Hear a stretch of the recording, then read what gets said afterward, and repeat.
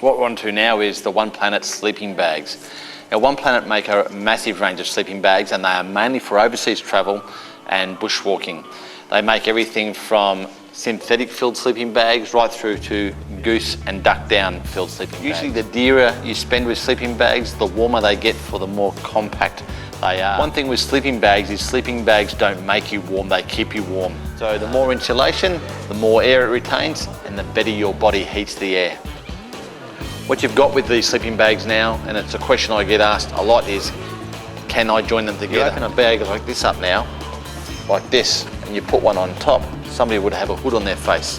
So what you do nowadays is you buy a left zip bag and a right zip down the side. They also have a separate zip across the bottom. This has a massive advantage. They found the older we get, the more we throw a leg out of bed to regulate temperature, body temperature. All of a sudden we've got a bag that we can open the bottom up, let some air get to our feet, and we can leave the side zipped up. These One Planet bags have another great feature with their zips. The zips on the side zip from the top down and the bottom up.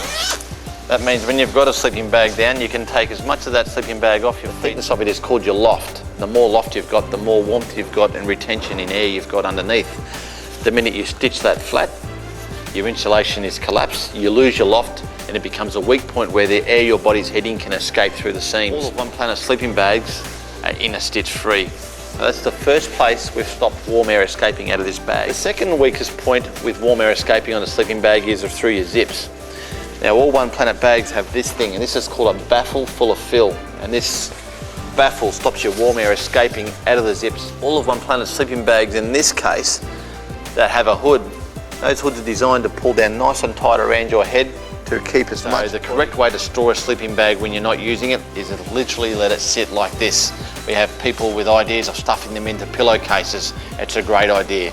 In this case, the One Planet sleeping bag has two tags on the bottom. First thing we do is we undo the sleeping bag. Nearly all our sleeping bags now open out into blankets, which is great if you just want to throw it in a sack. And what we do is we start to stuff it in. We stuff it in as much as we can to a point, and then we push it down. Pull a drawstring on it, like so. We have a cap on the sleeping bag. What you want to do is you want to slightly take them up like so, without too much pressure on them. You want to do that. We're going to put a nice little bit of weight. I usually do it with my knee. We push that down and just very softly let them take up. And we rotate them. So without much effort, we've made our sleeping bag smaller. By stuffing the sleeping bag, we're not going to compress our fill as much as it would and make a memory retaining the fill. Okay, that's just a small part of the knowledge, information, education you'll get from us here at Camping Country Australia, the camping experts. For any information on any of the product you've just seen and some upcoming demonstrations, please check out our website. It's www.campingcountryaustralia.com.au.